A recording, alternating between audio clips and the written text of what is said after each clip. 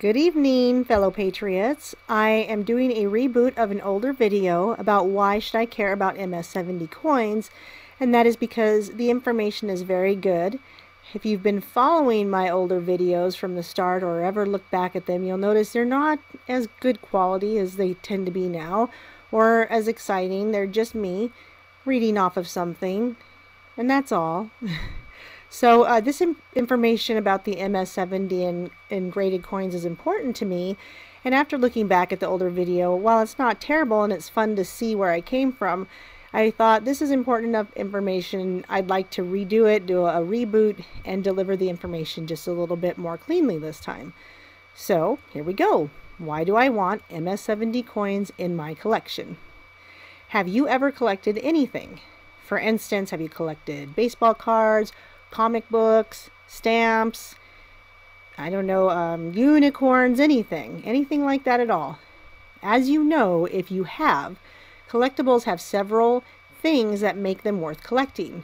These include and are not limited to the player and the characters that are on an item, the population or rarity, the year, the numbered ones if they're limited. If you have any tiny part of you that gets excited about something collectible, as I do, you would be judicious in educating yourself on the grading scale used to rate collectible gold and silver coins. And I will explain why. It's possible that you own coins or even rounds that you would assume are only worth the price of silver. Or maybe you're aware it's worth more than the price of silver, but very unaware how much more. Coins and rounds are most often graded on a 70-point scale that was devised by Dr. William Sheldon. The scale ranges from 0 being the lowest to 70, a perfect coin. And collectors often seek out coins that fall higher on the just named ranking system. Mints issue out coins varying from MS60 to MS70. As a beginner, it may be difficult for you to distinguish between an MS70 coin and an MS60, as any coin that falls between these two grades often have marks unnoticeable to even the untrained eye. That is why at 7K Metals we only use NGC, one of the two top grading companies, for all our grading, for all our graded coins. Getting your hands on perfectly graded coins or rounds could bring new life to your portfolio, as these rare items are essential for you to have in your possession if you want your precious metals to supersede spot price. When it comes to having a coveted collection, make sure you possess a wide array of coins that span various time periods in history. To make sure that you are aware of the difference, let me explain the numismatic graded silver and gold compared with bullion.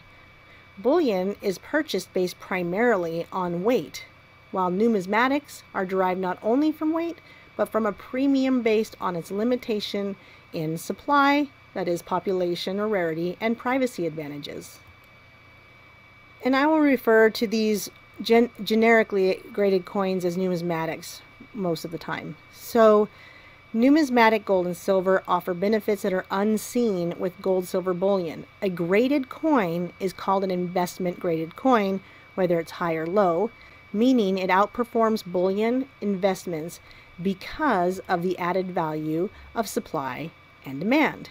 Numismatics are less unpredictable than bullion because they are not based solely on the current spot price, as is paper and ETF traded products and bullion. The upside profit of numismatics is very significant, while their downside risk is quite small. One thing that you possibly didn't know is that numismatics can be bought and sold privately because they are privately traded. They do not require a 1099-B for taxation ever, even high grade and low grade. Numismatics have never been recalled in the history by the United States government. Gold bullion has been confiscated 4 previous times by the United States government. In 1933, gold was declared illegal to privately hold. Because of this, pre-1933 coins are the most desirable and most privately owned and traded gold. For the person trying to preserve wealth, numismatic investment grade gold and silver are the best investment over a long period of time. And how long that is years. Bullion is better for the short-term investment. That could be within months, and sometimes it is years. But for long-term, no matter what spot is, graded coin numismatics are going to yield the best return. Bullion can be acquired in many forms, from coins to bars or ingots, and many different shapes. Bullion is priced based on weight plus the mintage fees. This is why you will rarely, if ever, see bullion sold at spot price or less. When buying and or selling, bullion is always only worth the weight of its metal content. For example, something that's 90% will be worth 90% of spot price or maybe a small premium, and something that's 0.999 will be worth just a little bit more. From 1979 until 2011, a study was conducted for Congress by Raymond E. Lombra, Lombra. He was a professor of economics at Penn State University. His study confirmed that rare coins produce a higher investment return and are all-around better hedge than bullion. The conclusions of this 33-year study are remarkable. The average annual return on gold overall was 6.8%, stocks were 12.3%, treasury bond 9.1%, coins of all types MS65, we didn't grade over 65 because initially we didn't have grading, so they weren't included. That was at 12.6%. The graded gold coin of MS63 to 65 was 10.7%. In the best years returned, gold bullion returned at 100.2%, stocks 36.8%, treasury bond 34.8%, and coins MS65 199.8%, gold coins MS63 to 65 198.8%. So obviously that's huge. These conclusions show that numismatics over this 33-year time span were a better hedge than bullion. Numismatics were a better hedge than bullion against the falling prices for stocks and bonds. Numismatics yield significant profits even during times when the price of bullion was falling. For example, from 1988 to 1990, numismatics went up more than 100%, while the price of gold fell from $500 to $360.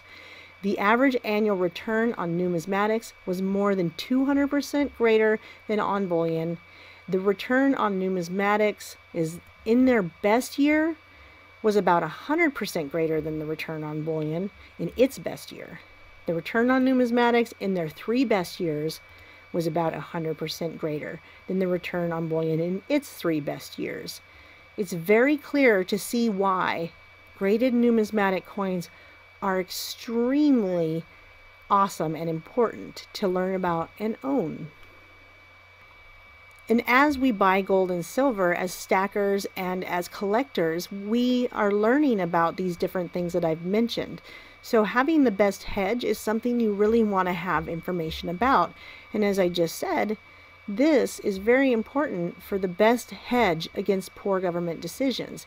And as long as you can get a little bit of that information under your belt, you'll be able to talk to anybody that wants that hedge, especially an investment hedge. As you can see, this return is significant enough that when it comes to those who want to diversify their portfolio, which is something we need to know, it is recommended by financial advisors that investors have 10 to 20% of unrestricted affluence in tangible assets, such as I have just mentioned, in order to continue proper diversity in a portfolio. For more information on Lombra, the Raymond E. Lombra study and his 33-year study, there will be a link included below. I'm going to spend a little time talking about low-grade investment coins. These are coins that have been in circulation, and they will grade lower than MS60. For instance, almost uncirculated and circulated. The advantages of these graded coins are that they trade closer to the price of bullion because they are in increased supply, meaning there are more on the market. No 1099-B form is required for these either, for any sales or purchases, because regardless of the grade, they're still a private trade. Rare graded coins have never been confiscated by the U.S. government. So I say rare, but they are common, and I'll explain what that means. Even though they're common, and we're talking pre-1933 before it was illegal to own gold, They are still rare enough that they can be categorized numismatic even if it's on a low grade. And since they are common, they are less expensive, which means you have more coins per dollar invested. The only disadvantage is that because of the majority of their value is based on their bullion content, they are subject to the volatility seen with bullion that is not seen with high-grade investment coins. And now the high-grade investment coins. These are going to be uncirculated coins, and they will be in mint state condition, MS60 to 70. Mint state refers to the coin's uncirculated condition. Advantages of these include that these types of coins have a higher rate of return for long-term investors, as discussed before. For instance, if you invested $10,000 into MS63 grade $2.50 gold Indians in 2002, you'd have 20 coins. If you exited the market in 2005 and sold your 20 coins, the value of that portfolio would be $42,000. It's a $32,000 increase just because they were graded. Those who transitioned at that point into low grade or bullion increased their gold holdings by 2.5 to 3, as you can imagine, depending on which product that they chose. These coins don't suffer the volatility seen with bullion, because their price and value is based on supply and demand as well as condition. Day-to-day spot prices do not directly affect the price of these coins, whether bull or bear market. Like low-grade coins, they have a privacy attribution, and government confiscation is highly unlikely with this product. High-grade coins offer multiple ways, times, and strategies to exit the market, if and when desired. The only disadvantage is these are higher in price. However, the return value far outweighs the return of bullion and is therefore very worth the extra dollars that you'll spend. For instance, when we discuss the price of our MS70s at 7K metals and people express maybe a concern at the price, which we transparently tell them is set at a premium above some other companies, we remind them that in the long term, if you had, let's say, bought a 1999 MS70 and you paid, let's just use today's prices, $100 for it as opposed to 70, the fact that they do and have and can sell today for up to $24,000, I really don't think you'd be bothered by the $30 that you spent. Another great way to talk to people about this particular thing is to say, I go to a grocery store, and this is a true story. I go to a grocery store and I get such a discount on all my food that is far better than Walmart or Albertsons or any of these local Safeway chains, anything. But I have to pay more for my milk. And I'm willing to do that because I get such a huge discount on all my other food that I don't see the point of going to Walmart to save $1 or $2 on my milk. We all do things like that. It makes sense when we're doing those things, and it makes sense when we're doing this thing. So all of that is really the rundown that I wanted to give you and get across with the MS70s and other graded coins tonight. As always, if you don't know, you are the reason that I am here. So without my viewers, large or small, this would be all for naught. If you find this information useful and enjoyable, please give a like. Make sure to hit the red subscribe button if you have not already. And I would love to hear your read your comments and respond to them. And would you please consider visiting my Patreon account, which the link will be below, but it is www.patreon.com/LadyLiberty17. And I ask this because I do spend time and I do spend effort in coming up with the best information that I think is right for you. If you agree with that, consider donating a little bit of money. If it's $1 or if it's $10, it doesn't matter because it all helps me.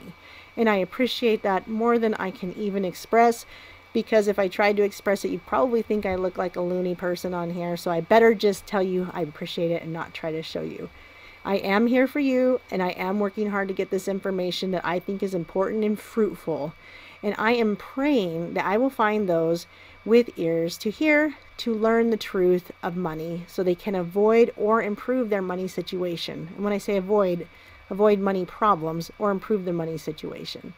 The point is for you to become free, and I wish for your freedom, for you and your family. I wish for you to be able to build a legacy, to teach your children the truth about money, because it's going to change everything for them. They don't have to live in debt. They don't have to go to school for nothing if they can go to school for something. And I wish all of that for you, as I'm going to have that for my family. Thank you all. Be well. Peace be with you, and good night.